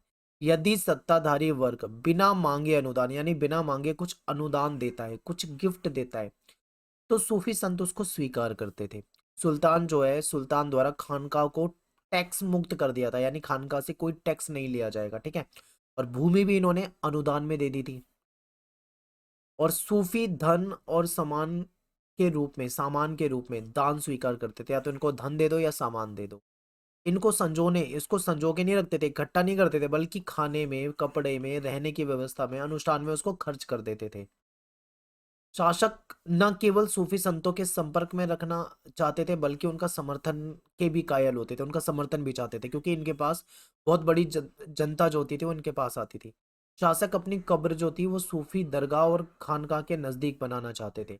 कभी कभी सुल्तान और सूफियों के बीच में तनाव के भी एग्जाम्पल मिले हैं। जैसे कभी कभी क्या होता था कि सूफी संतों को आडंबरपूर्ण पदवी से संबोधित किया जाता था। उदाहरण के लिए शेख निजामुद्दीन औलिया के अनुयायी उन्हें सुल्तान उल मशेक कहकर बुलाते थे। एक क्वेश्चन आता है कि कबीर की प्रमुख शिक्षाओं को बताएं और उनका संप्रेषण किस प्रकार हुआ। तो देखिए, ये सारी की सारी शिक्षा जो है ये मैं आपको ऑलरेडी बता चुका हूँ लास्ट से लास्ट क्वेश्चन में, तो इसको हम नहीं पढ़ेंगे, आप स्क्रीन देख लो खाली। आगे चलते हैं। बाबा गुरु नानक की शिक्षाओं पर प्रकाश डालिए और क्या वे कोई नया धर्म स्थापित करना चाहते थे। तो इनकी शिक्षा थी, इनकी गुरु नानक का संदेश जो है इनके भजन और इनके उपदेशों में ही हमको मिल जाता है। ये निर्गुण भक्ति का प्रचार करते थे, ठीक है। इनके अनुसार जो ईश्वर होता था वो निराकार होता था। इन्होंने जो भारी आडंबर होते हैं, जैसे यज्ञ, अनुष्ठानिक पूजा, मूर्ति पूजा, इसका ये विरोधी थे, इसका विरोध करते थे। इन्होंने हिंदू मुस्लिम जो धर्म ग्रंथ थे उसको भी नहीं माना था। रब को निराकार बताते थे। उपासना का सरल तरीका इन्होंने स्मरण करना बताया था। तो इससे हमें ये पता लग जाता है कि गुरु नानक जी जो थे कोई नया धर्म स्थापित करना ही नहीं चाहते थे, ठीक है। लिंगायत कौन थे, जाति प्रथा के विशेष संदर्भ में सामाजिक और धार्मिक क्षेत्र में उनका क्या योगदान है। 12वीं शताब्दी में कर्नाटक में एक नया धर्म उद्भव हुआ। इस आंदोलन का नेतृत्व जो था वो बासवन्ना नामक एक ब्राह्मण ने किया था। इनके जो अनुयायी हैं वो वीर शैव कहलाते हैं या फिर लिंगायत कहलाते हैं। वीर शैव का मतलब होता है शिव के वीर, लिंगायत का मतलब होता है लिंग धारण करना, ठीक है। ये अपने हाथ पे और चांदी का एक छोटा सा जो लिंग होता है उसको धारण करते थे, बांधते थे हाथों में। जाति प्रथा के संदर्भ में इनके सामाजिक और धार्मिक क्षेत्र में इनका क्या योगदान है, इसे समझते हैं। लिंगायतों ने जाति प्रथा का विरोध करा। इन्होंने जाति की अवधारणा जो कॉन्सेप्ट है उसको ऐसा माना कि ये समाज को दूषित करता है, ठीक है। ब्राह्मणीय जो जाति प्रथा वाली जो कॉन्सेप्ट था उसका इन्होंने विरोध करा। लिंगायत समुदाय ने पुनर्जन्म पर भी प्रश्न चिन्ह लगा दिए, पुनर्जन्म पे ही विश्वास नहीं करते थे। इनका मानना था कि जो व्यक्ति है वो मर जाता है तो उसके बाद वो शिव में लीन हो जाता है, ठीक है। वो संसार में दोबारा नहीं आता, कभी भी पुनर्जन्म नहीं होता। इन्होंने धर्मशास्त्रों में दिए आचारों को स्वीकार किया, जैसे वयस्क विवाह, विधवा पुनर्विवाह। लिंगायत इन्होंने इसको मान्यता प्रदान की।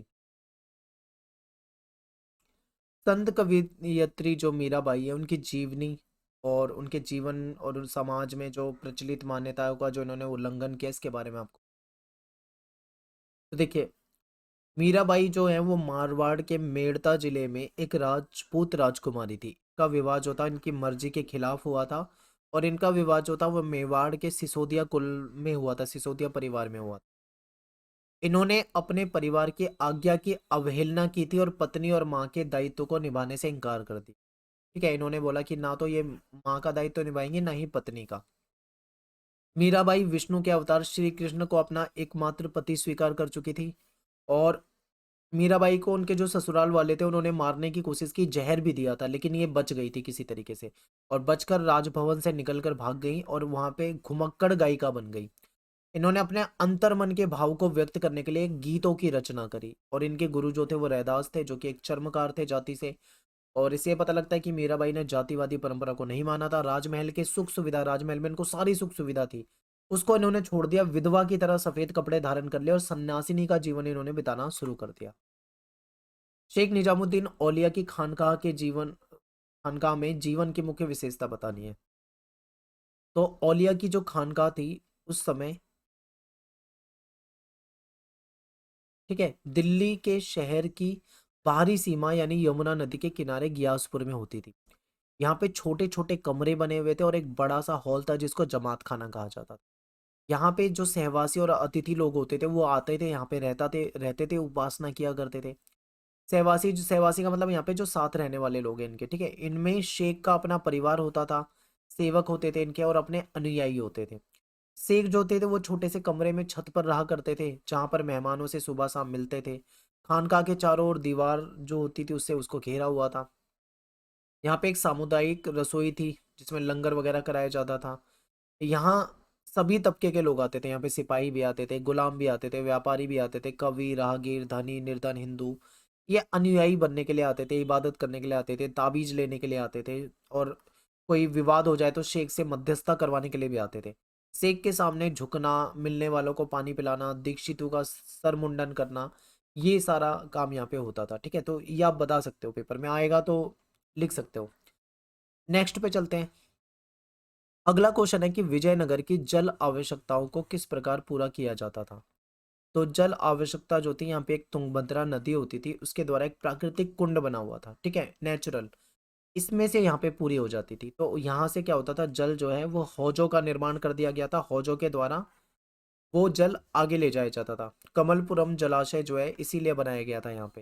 हिरिया नहर जो थी इस ये भी इसीलिए बनाई गई थी, यहाँ से इन पानी ले जाते थे, और यहाँ की जो इनकी खेती के लिए पानी हो गया, सिंचाई के लिए पानी हो गया, या पीने के लिए पानी हो गया, या घरेलू यूज के लिए पानी हो गया, वो इनको मिल जाता था। महानवमी डिब्बा से क्या अभिप्राय है।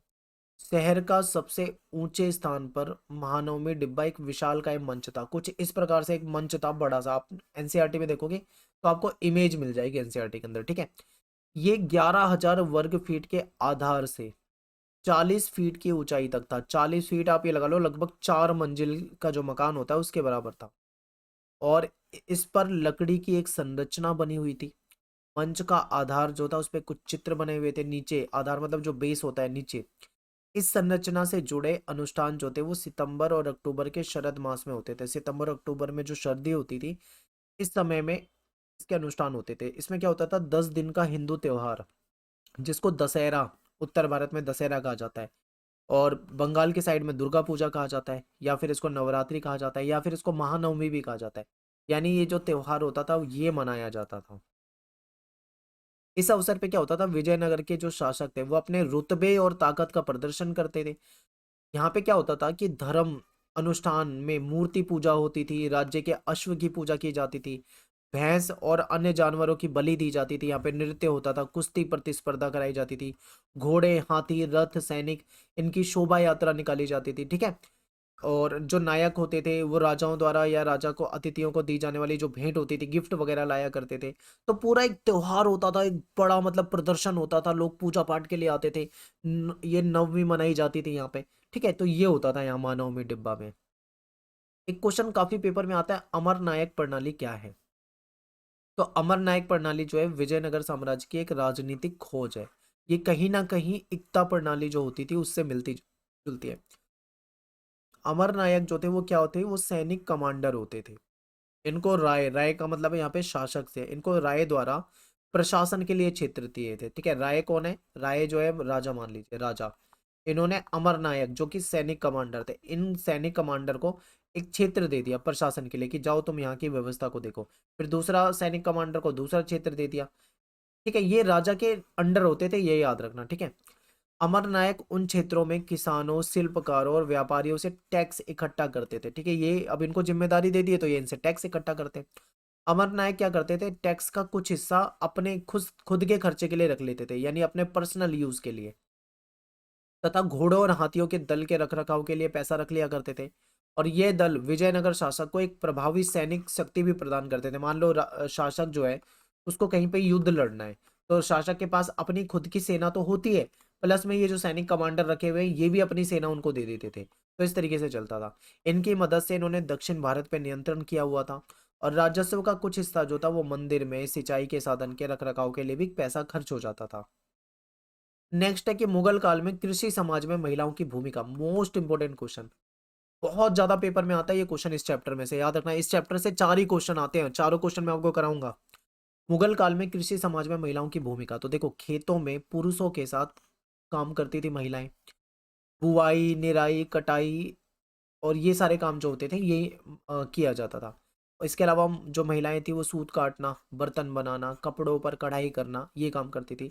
और अन्य जो कृषि के कार्य होते थे उसमें भी महिलाएं जो थी पुरुषों के साथ मिलकर काम करती थी। ठीक है, तो ये महिलाओं की भूमिका हो जाएगी।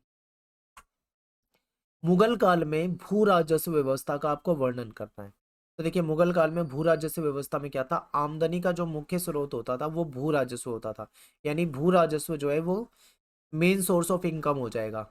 इसके दो चरण थे, एक था निर्धारण, पहले टैक्स को निर्धारित किया जाता था, दूसरा होता था वास्तविक वसूली, कृषि उत्पादन पर नियंत्रण और कर निर्धारण। ठीक है, जो भी कृषि उत्पादन हो रहा है, जो भी फसल आ रही है उस पर नियंत्रण किया जाता था, उसका टैक्स निर्धारित किया जाता था और उनसे टैक्स लिया जाता था।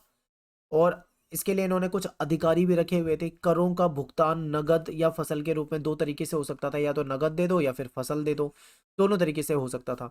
भूमि की पैमाइश और वर्गीकरण किया गया था। भूमि की उर्वरता के आधार पर इनसे टैक्स लिया जाता था। ज्यादा अगर उपजाऊ भूमि है तो टैक्स ज्यादा लिया जाएगा, कम उपजाऊ भूमि है तो टैक्स जो है वो कम लिया जाता था। इस तरीके से था। ग्राम पंचायत और उसके प्रमुख की भूमिका, ये भी काफी इंपॉर्टेंट है, बहुत ज्यादा पूछा जाता है। तो पंचायत का एक प्रधान मुखिया होता था। ठीक है, पंचायत का जो खर्च होता है उसको चलाने में जो पंचायत के जो लोग होते थे वो उसमें योगदान करते थे। गांव में जाने वाले राजस्व अधिकारियों की खातिरदारी भी की जाती थी। सामुदायिक हित के लिए काम होता था। जाति के दायित्व को पूरा किया जाता था। लोगों के आचरण पे नजर रखी जाती थी।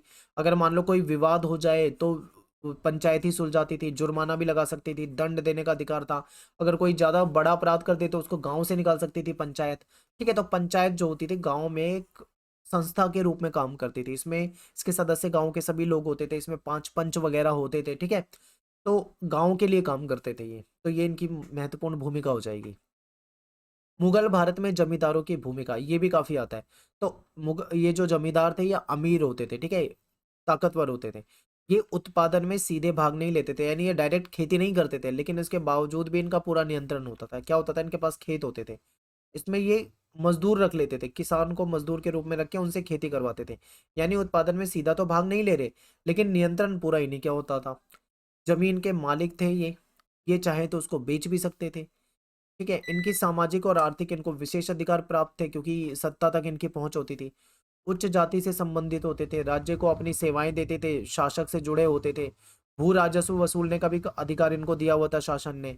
सैनिक संसाधन पे इनका पूरा नियंत्रण होता था। कृषि भूमि के विकास में भी अपना योगदान किया करते थे। समाज में इनकी ऊंची हैसियत होती थी। तो इस तरीके से आप देखोगे कि जमींदार जो थे काफी ताकतवर होते थे। ठीक है, और ये किसानों का शोषण भी करते थे, ये भी आपको एक पॉइंट लिखना है। आईने अकबरी का वर्णन करो, तो आईने अकबरी जो थी पूरे मुगल साम्राज्य की झांकी प्रस्तुत करती है। उस समय में मुगल साम्राज्य में जो भी महत्वपूर्ण राजनीतिक घटना घटी उसकी जानकारी मिल जाती है। राज्य के बारे में, लोगों के बारे में, उत्पादन की जानकारी मिल जाती है। उस समय में जो रीति रिवाज थे, जो साहित्य था, जो धर्म था, जो परंपरा थी, उसकी जानकारी मिल जाती है। मुगल प्रांत के बारे में जितना विस्तार से आईने अकबरी बताती है उतना किसी दूसरे ग्रंथ से नहीं पता लगता। ठीक है, अगले पे चलते हैं। जोतदार जमींदार से अधिक ताकतवर क्यों होते हैं, इंपॉर्टेंट है। देखिए जमींदारों के पास बड़ी भूमि होती थी। वे स्थानीय ऋणदाता थे, स्थानीय व्यापार करते थे। ठीक है, स्थानीय व्यापार थे। जोतदार जो थे गांव में रहते थे, जमींदार जो था वो दूर शहरों में रहता था। जोतदार जो थे वो जमींदारों को अपने कर्तव्य को पूरा करने से रोक नहीं करना देना चाहते थे। देखो जोतदार जो होते थे वो गांव में रहते थे, लोगों के साथ। इनके पास बहुत ज्यादा संपत्ति होती थी, याद रखें। ताकतवर होते थे। और जोतदार जो थे वो जमींदारों से चिढ़ते थे, तो ऐसे में ये जोतदार जो थे लोगों को, किसानों को भड़काते थे कि टैक्स मत दो, ठीक है, कर मत दो। अगर टैक्स नहीं दोगे तो जमींदार टैक्स आगे जमा नहीं कर पाएगा, तो जमींदार की जमींदारी नीलाम हो जाएगी, तो कई बार ये उनकी जमींदारी भी खरीद लेते थे। तो इस तरीके से थे, इसलिए आप कह सकते हो कि ये ज्यादा ताकतवर थे। दक्कन का जो रैयत था, जो किसान था, वो ऋणदाताओं से क्यों नाराज था? तो रैयतवाड़ी जो व्यवस्था थी उसमें क्या होता था, जो टैक्स होता था वो सीधा सरकार और किसान के बीच में होता था, ठीक है। सरकार मतलब अंग्रेज, अंग्रेजों की सरकार थी। और किसान तो आपको पता ही है, जो खेती करते हैं, इस यहाँ पे डायरेक्ट टैक्स लेते थे रैयतवाड़ी व्यवस्था में, ठीक है। अब ऐसे में क्या था, किसान को अनेक उद्देश्यों की पूर्ति के लिए पैसे की जरूरत पड़ती थी। तो किसान क्या करता था, जो साहूकार होते हैं, ऋणदाता होते हैं, इनके पास चला जाता था और उनसे क्या करता था, उधार ले लेता था। तो कई बार क्या होता था, वो उनके चंगुल में फंस जाता था, और एक बार अगर वो उधारी के चक्कर में फंस गया तो निकलना बहुत ज्यादा मुश्किल होता था। कर्ज चुकाने पर असमर्थ होने पर साहूकार जो था वो कहीं ना कहीं उसको अपना सब कुछ देना पड़ता था, जमीन अमीन जो भी होती थी सब उसको मिल जाता था। तो साहूकार से जमीन और जानवर किराए पर लेता था। साहूकार जो था वो टैक्स ऋण सॉरी लोन के भुगतान के समय पर कोई रसीद नहीं देता था, गलत आंकड़े भर देता था, इनको जानबूझ के परेशान करता था, ठीक है। तो इस तरीके से ये जो किसान थे वो साहूकारों से बहुत ज्यादा नाराज थे, क्योंकि साहूकार जो थे वो इनको लोन तो दे देते थे, लेकिन बाद में उनको बेवकूफ बनाते थे, उनको कोई रसीद नहीं देते थे, उनसे ज्यादा पैसे ले लेते थे, इस तरीके से इनको परेशान करते थे। जमींदार जो थे वो अपनी जमींदारी पे कैसे नियंत्रण करते थे, कैसे बचाते थे? तो जमींदारों की, जब जमींदार सरकार को टैक्स नहीं दे पाते थे तो जो सरकार होती थी वो उनकी जमींदारी को नीलाम कर देती थी। तो ये कुछ तरीके अपनाते थे, जैसे कि बेनामी बिक्री करवा देते थे, ठीक है, फर्जी बोली लगवा देते थे। जब जमींदारी नीलाम हो रही होती थी तो अपने ही लोगों से फर्जी बोली लगवा देते थे, ठीक है। और एक तरीका इन्होंने अपना लिया था कि सरकार जो थी वो महिलाओं के नाम पे जो संपत्ति होती थी उसको नहीं लेती थी, तो ये अपनी संपत्ति को महिलाओं के नाम पे करा देते थे, ये तरीका अपना लिया था। और मान लो अगर किसी बाहरी जमींदार ने, किसी बाहरी व्यक्ति ने जमींदारी खरीद ली, तो फिर अपने गुंडों से उसको पिटवा देते थे। या फिर जो गांव के लोग होते थे वो खुद ही बाहरी लोगों को पसंद नहीं करते थे, उसका विरोध कर देते थे, ठीक है। तो ये कुछ तरीके थे जिससे वो अपनी जमींदारी पे नियंत्रण करते थे। दामिनी कोह क्या था, और 18वीं शताब्दी के दौरान संतालों ने अंग्रेजों का विरोध क्यों किया था? दामिनी कोह जो था वो अंग्रेजों के द्वारा संथालों को दिया गया विशाल क्षेत्र था। अंग्रेजों ने क्या करा, जो संथाल थे उनको जमीन का टुकड़ा दे दिया, इसको दामिनी कोह कहा गया, ठीक है, दामिन ए कोह। और ये कहा गया अंग्रेजों ने संथालों से कहा कि ये जमीन जो है ये तुम्हारी है, बस तुम्हें इसकी जुताई करनी है, जंगलों को साफ करना है, ये सब काम करना है, इस तरीके से इनको मना लिया। बाद में क्या करा, उनको उन्हीं की जमीन पर टैक्स लगा दिया, जिससे कि इनको बहुत ज्यादा नुकसान होने लगा। तो औपनिवेशिक सरकार ने उनकी भूमि पर ज्यादा टैक्स लगा दिया। शुरू में तो उनको फ्री में जमीन पकड़ा दी, लेकिन बाद में टैक्स लगा दिया। साहूकार जो थे वो ब्याज की जो दरें थी वो ज्यादा वसूलते थे, साहूकार उनकी जमीनें उनसे छीन रहे थे, ठीक है। तो ये चीजें हो रही थी, तो ऐसे में इनको संथालों को लगा कि इनको तो बेवकूफ बना दिया गया है, इनको दामिनी कोह के तहत जमीन दी गई और बाद में उस पर ज्यादा टैक्स लेने लगे, जिसकी वजह से कर्ज में फंस रहे हैं और वो जमीन जो है इनसे छिन रही है, इसलिए इन्होंने इसका क्या करा, विरोध किया था। एक क्वेश्चन आता है कि पहाड़ी लोगों और जो संथाल लोग थे उनकी जो जिंदगी थी वो कैसे भिन्न थी? तो देखिए, पहाड़ी लोग जो थे ये स्थानांतरित कृषि करते थे, जिसको झूम खेती भी कहा जाता है, ठीक है, ये झूम खेती कहा करा करते थे। जो संथाल थे ये स्थायी कृषि करते थे, ये जंगली पदार्थ जो होते हैं, जो भी पेड़ पौधों से मिलने वाली चीजें उस पर निर्भर होते थे, और कुदाल का प्रयोग करते थे ये खेती के लिए। लेकिन ये जो संथाल थे ये हल का प्रयोग करते थे, ये जंगली पदार्थ पे जीवन निर्वाह करते थे। अपने व्यवसाय के कारण पहाड़ी लोग जो थे वो कहीं ना कहीं जंगलों से जुड़े हुए थे, ठीक है। लेकिन जो ये थे संथाल, ये स्थायी कृषि करते थे, इन्होंने स्थायी कृषि को अपना लिया था। ये एक निश्चित क्षेत्र में रहने लगे थे। पहाड़ी लोग जो थे होते थे ये मैदानों में भोजन, ताकत और कर के लिए हमला कर देते थे मैदानी हिस्सों में। संथाल जो थे वो अंग्रेजों, साहूकार और व्यापारियों के साथ इनके संबंध अच्छे थे, ठीक है। इनको अंग्रेज जो थे इनको आदर्श मानते थे, बेहतर मानते थे, जबकि अंग्रेज जो थे पहाड़ियों को जंगली मानते थे, बेकार मानते थे, ठीक है। तो ये कुछ अंतर है इनके बीच में, आप बता सकते हैं। और हाँ, एक क्वेश्चन याद आ गया, कई बार ना डायरेक्ट क्वेश्चन नहीं आता, ऐसे पूछ लेते हैं। आपको पता है पहाड़ी लोग जो थे वो हल सॉरी कुदाल से खेती करते थे, और संथाल लोग जो थे ये हल का प्रयोग करते थे। तो एक बार क्वेश्चन ये आया था कि कुदाल और हल के बीच की जो लड़ाई है उसके बारे में विस्तार से बताइए। यहाँ पे डायरेक्ट नहीं पूछा पहाड़ी और संथालों के बीच में विवाद बताइए या जो भी है, कुदाल और हल के बीच में पूछ लिया। तो ऐसे भी आपसे घुमा के पूछ लेंगे तो आंसर आपको पता होना चाहिए क्या लिखना है। विद्रोहियों के बीच एकता स्थापित करने के लिए क्या उपाय किए गए? तो देखियो जो 1857 का विद्रोह था तो उसमें उन विद्रोहियों के बीच में एकता स्थापित करने के लिए कई सारे काम किए गए थे। जैसे हिंदुओं और मुसलमानों ने समान रूप से बहादुर शाह जफर जो था उसके नेतृत्व को स्वीकार करने का आग्रह किया। विद्रोह के दौरान जारी की गई घोषणाओं में सभी वर्गों का समान रूप से अपील की गई थी कि आप सभी इसमें आ जाएं, चाहे आप किसी भी वर्ग से हो, ठीक है। सभी समुदायों की जो भावना होती थी उसका सम्मान किया गया था। पोस्टरों के द्वारा अंग्रेजों के पूर्व के काल को गौरवान्वित किया गया। यह बताया गया कि अंग्रेजों से पहले का जो समय था वो ज्यादा बेहतर था, ठीक है, ऐसा मतलब दिखाया गया। सैनिक नियंत्रण जो है वो सैनिक नियंत्रण समिति में हिंदुओं और मुसलमानों को बराबर का प्रतिनिधित्व दिया जाता था। तो ये कुछ एकता स्थापित करने के कुछ तरीके थे। अंग्रेजों ने विद्रोह कुचलने के लिए क्या कदम उठाए? तो समस्त उत्तर भारत में मार्शल लॉ लागू कर दिया गया, यानी कि सेना का शासन हो गया था, सेना को ज्यादा अधिकार दे दिए। सभी अंग्रेजों को भारतीयों को दंडित करने का अधिकार दे दिया कि आप चाहो तो भारतीयों को दंडित कर सकते हो, दंड दे सकते हो। कानून और मुकदमे की सामान्य प्रक्रिया जो होती थी उसको बंद कर दिया गया। ब्रिटिश सेना ने अनेक दिशाओं में, ठीक है, आक्रमण वगैरह करना शुरू कर दिया था। यहाँ पे दशा आएगी, अनेक दशाओं में मदद की। अनेक देसी राजाओं ने विद्रोहियों के विरुद्ध मदद की।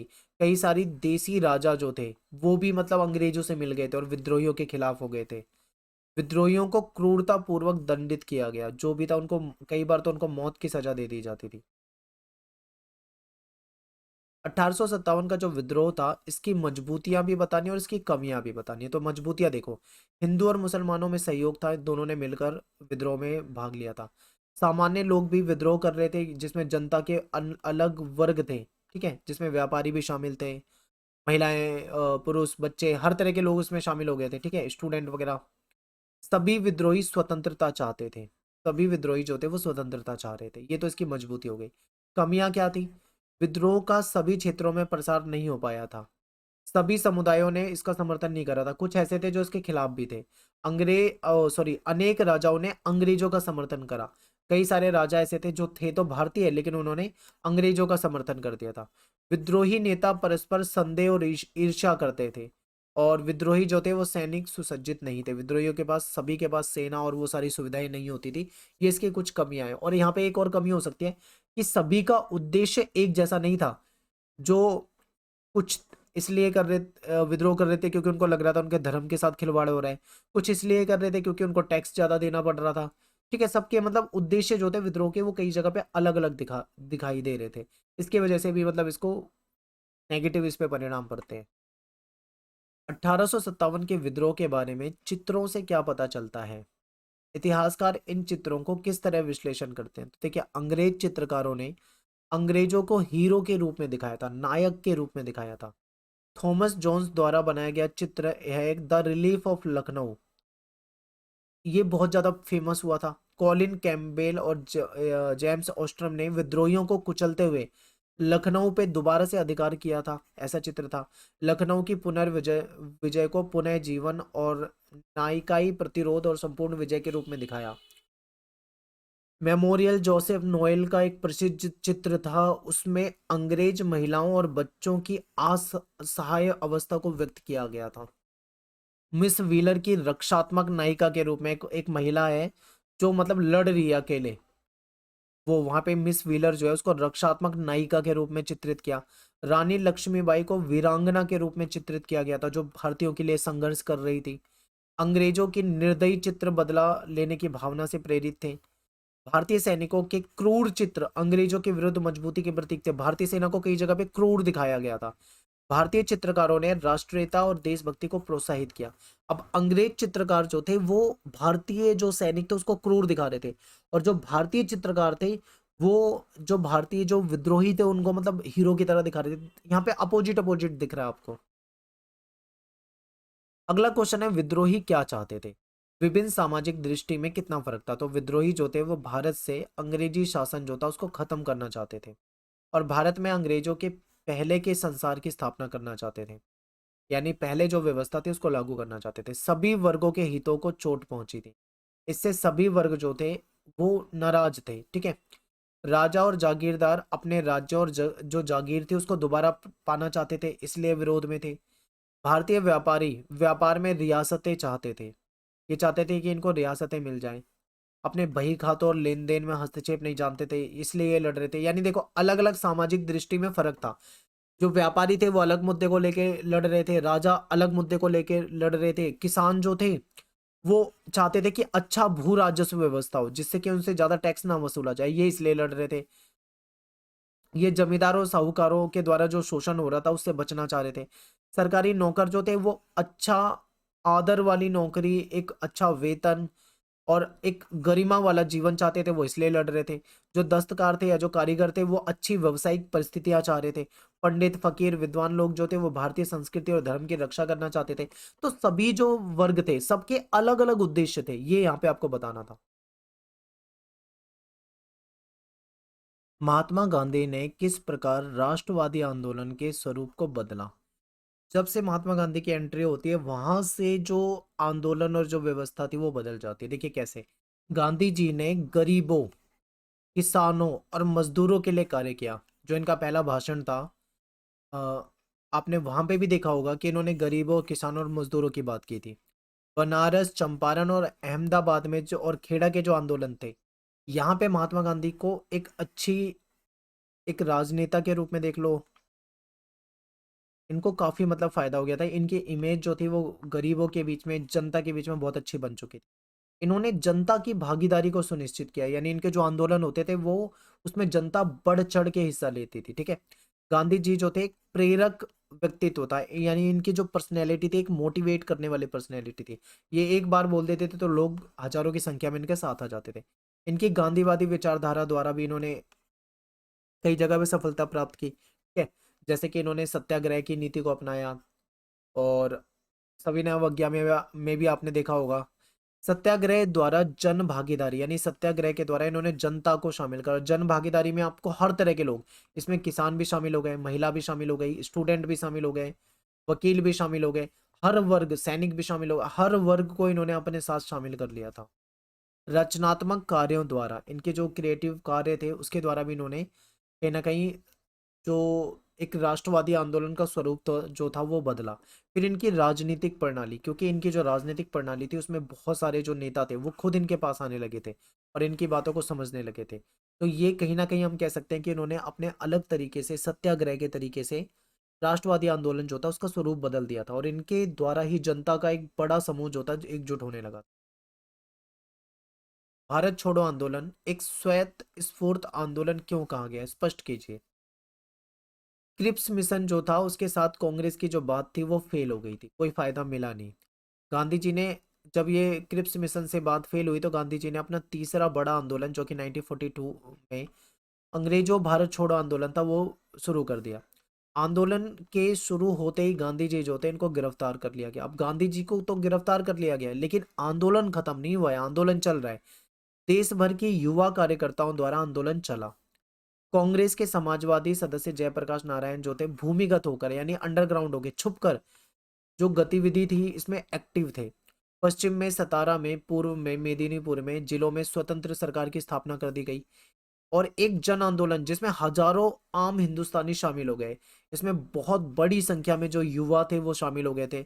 सभी बड़े बड़े नेता जो थे वो जेल में होने के बाद भी आंदोलन की अगुवाई कर रहे थे। जनमानस द्वारा आंदोलन चलाया गया था, यानी जनता इसमें बड़े लेवल पे कूद पड़ी थी। इसलिए भारत छोड़ो आंदोलन जो है ये श्वेत स्फूर्त आंदोलन कहलाता है। ठीक है, क्योंकि इसमें जनता जो थी वो बड़े लेवल पे शामिल हो गई थी, हर तरह के लोग इसमें शामिल हो गए थे। अब बस ये चाह रहे थे कि अंग्रेजों से देश को आजादी मिल जाए, सभी इसमें शामिल हो गए थे। उन विभिन्न स्रोतों की चर्चा कीजिए जिनके आधार पर गांधी जी के जो राजनीतिक सफर है एवं स्वतंत्रता के इतिहास को पुनर्निर्मित किया गया। तो चार तरह की चीजें हैं। सबसे पहली चीज है निजी पत्र और सार्वजनिक पत्र। दूसरा है आत्मकथाएं। तीसरा है पुलिस के रिकॉर्ड या सरकारी रिकॉर्ड। चौथा है अखबार। अब समझिए कैसे। निजी पत्र जो होते हैं इसमें क्या होता है, महात्मा गांधी के पत्र थे और भाषण का एक ये महत्वपूर्ण स्रोत थे जिसको जिससे जानकारी मिलती है। भाषण में व्यक्ति को सार्वजनिक विचारों की अभिव्यक्ति होती थी कि अपने सार्वजनिक विचार जो है भाषण के द्वारा अभिव्यक्त कर सकते हैं, तो उससे भी हमें जानकारी मिल जाती है, इतिहास का पुनर्निर्माण हो जाता है।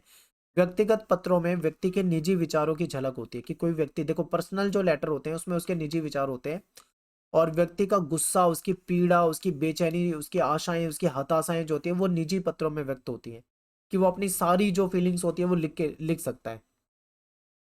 दूसरा है आत्मकथाएं, अतीत का एक ब्यौरा होती है, विचारों के हिसाब से समृद्ध व्यक्ति की एक स्मृति होती है, क्योंकि ये जो आत्मकथा होती है इसमें अपनी याद के जो स्मृति होती है उसके आधार पर लिखा जाता है। औरों की नज़र में अपने तरीके से अपने जीवन को प्रस्तुति की जाती है। पाठक जो होता है उसके द्वारा चीज़ों को देखने की कोशिश करना, जो लेखक पाठक को नहीं दिखाना चाहते वो चीज़ें उसमें बताया जाना, ये आत्मकथाएं होती हैं।